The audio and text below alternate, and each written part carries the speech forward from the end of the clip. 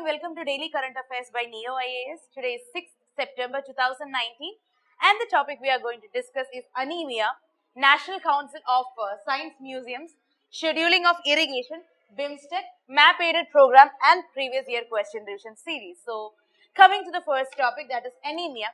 So, this is a news because the NGO works with government to alleviate anemia.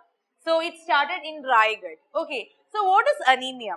It is basically a condition where the number of red blood cells or the oxygen carrying capacity is insufficient to meet the bodily needs. That's the physiological needs which vary by age, sex, attitude, altitude, smoking and pregnancy status. So in its severe form, it is associated with fatigue, weakness, dizziness and drowsiness. So the pregnant women and children are mostly vulnerable to anemia. Okay, so what causes anemia? It's basically iron deficiency. Okay, it is to be the main cause of anemia globally.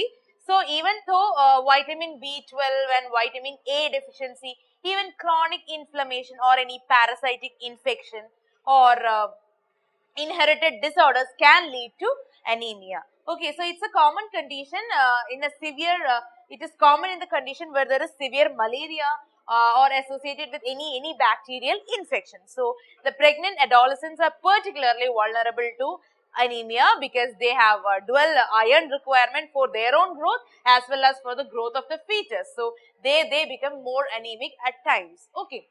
So, how can we prevent anemia in India? So, there are some things we have already done to prevent anemia in India. So, one such thing is in 2013, the government of India, they introduced national implementation of weekly iron folic acid supplement to the adolescent girls. So, around 120 million adolescent girls are benefited by this. Then the Ministry of Health and Family Welfare, they also started services under RMN CH plus A services in order to give emphasis to anemia. Then there is another thing called as National Iron Plus Initiative. This was again launched in 2013 and this is actually a strategy to combat the public health challenge of iron deficiency anemia. So under National Health Mission, there are again steps taken like in order to bring the anemia down among the young children, women and adolescent girls, we have a target of 3% per year. So one such program is the Anemia Mukt Bharat, AMB. So this is a intensified iron plus initiative. What they do, they strengthen the already existing mechanism and they give new strategies in order to tackle this anemia. It also focuses on the beneficiary group. They have intervention. They have 6 major intervention. I'm going to discuss that. And they have mechanism under the Poshan Abhiyan as well. Then we give weekly iron and folic acid supplementation, that is called as WIFS program. So under this program, they have to meet the challenge of high prevalence and incidence of anemia among the adolescent girls and boys. They are the most affected people, the adolescent girls. So the major objective of WIFS is to reduce anemia in adolescent population, that is between 10 and 19 years. So the target groups are mainly the school going adolescent girls and boys from 6th standard to 12th standard in all schools like the government school, government aided school, municipal schools.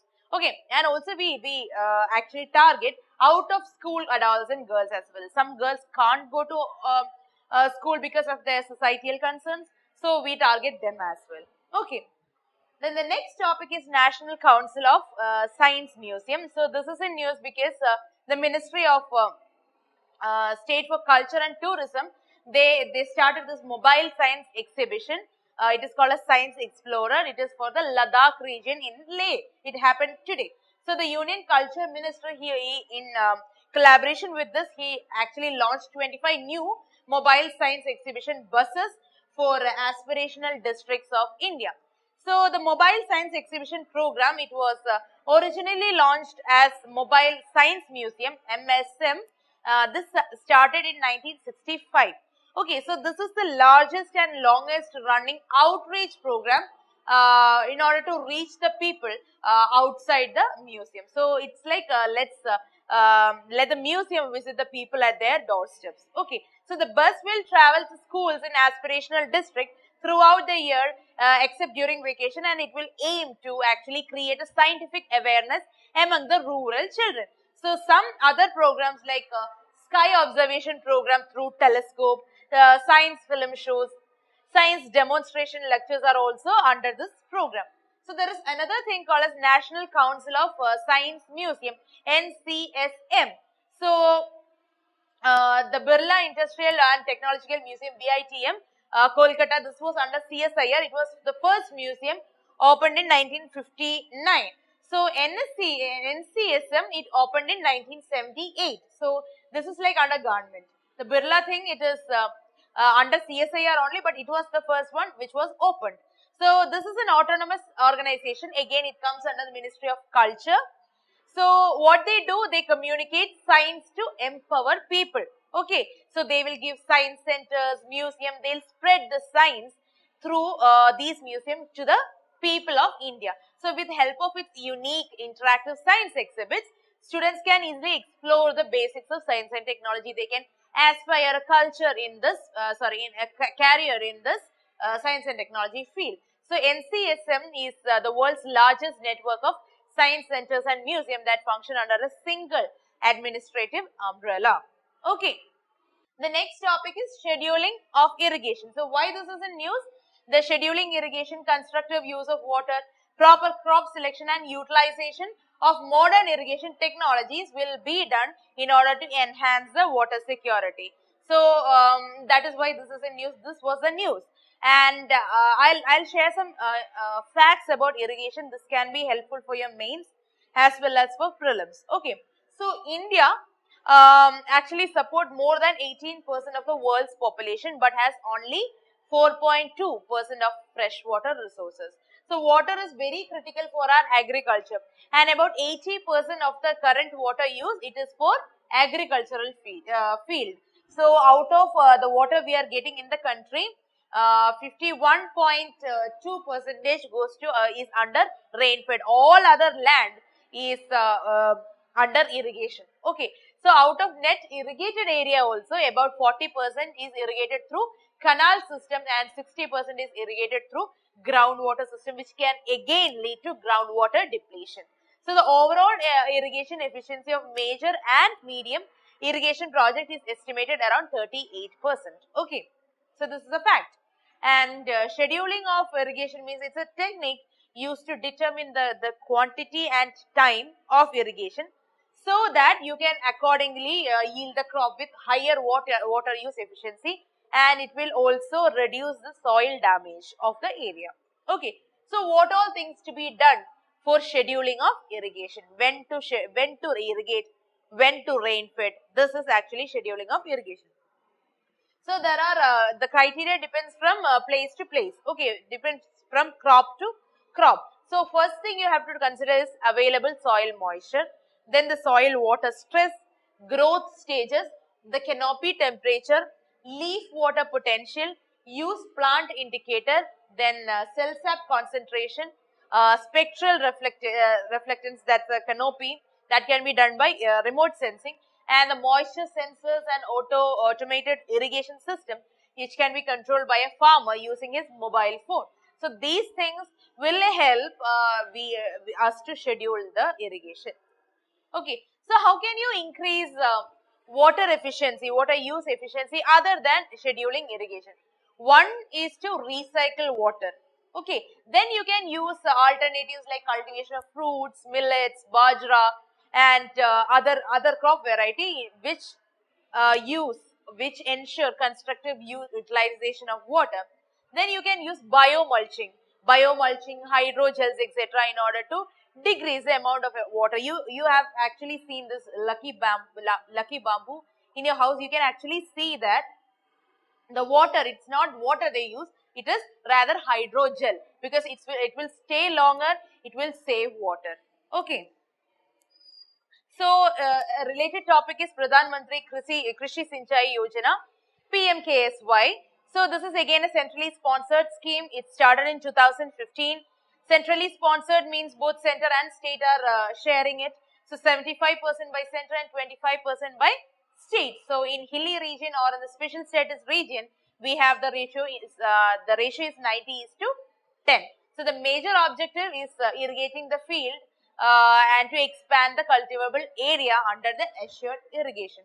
That plan is called as Har Khet Ko Pani. Okay, next is BIMSTEC. So why BIMSTEC is in news? Because the Raksha Mantri mentions India's engagement with its neighbors in the sub-regional grouping like BIMSTEC. So they have mentioned BIMSTEC. They are pushing for regional grouping of India in order to increase the the space or the influence or dominance of India in the region. So BIMSTEC is one such platform. So Bay of Bengal Initiative for Multi-Sectoral Technical and Economic Cooperation, that is BIMSTEC, it is actually a regional multilateral organization. So its members, they are the littoral countries of Bay of Bengal region.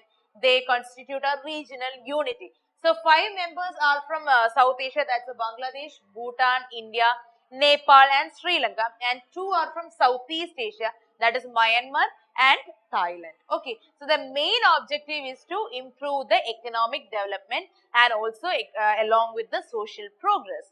So they will promote collaboration on a matter of common interest in their region. Okay, so it came into being in 1997 through Bangkok Declaration, and initially it was formed with 4 members, that is India, Bangladesh, Sri Lanka and Thailand. Later others joined.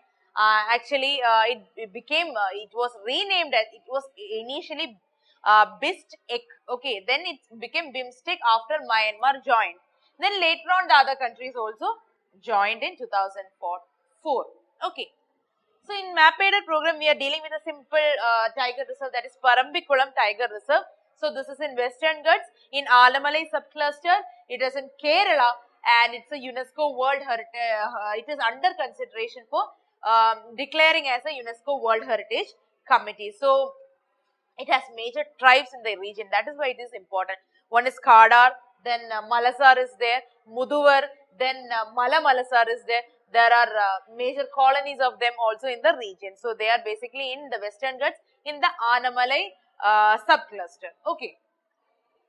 Next is previous year question revision series. I am going to discuss the question which has been given by your sir yesterday. So the westerlies in southern hemisphere are stronger and persistent than in northern hemisphere. Why? That is a question. So southern hemisphere has less landmass as compared to northern hemisphere, and Coriolis force is higher in southern hemisphere as compared to the northern hemisphere. That is a question. So the higher speed and greater persistence of westerlies in southern hemisphere, it is caused by the difference in the atmospheric pressure pattern as well as variation that of the northern hemisphere. So the land mass in the southern hemisphere is comparatively less, and the average annual pressure decreases much more rapidly on the poleward side of the high pressure belt. So according to the question, the statement 1 is correct. As far as the Coriolis force is concerned, it is strongest in the polar region and it reduces and it becomes 0 towards equator. So at intermediate level, it varies directly as the sign of latitude. Okay, so it has nothing to do with it. So the answer is A, 1 only. And today's question, please note it down. What could be the main reason or reasons for the formation of African and Eurasian desert belt? It is located in the subtropical high pressure cells and it is under the influence of warm ocean current. So answer this question today in the comment section. I will discuss this tomorrow. So that's all for today, guys. Keep working, keep studying. Thank you so much. Good night.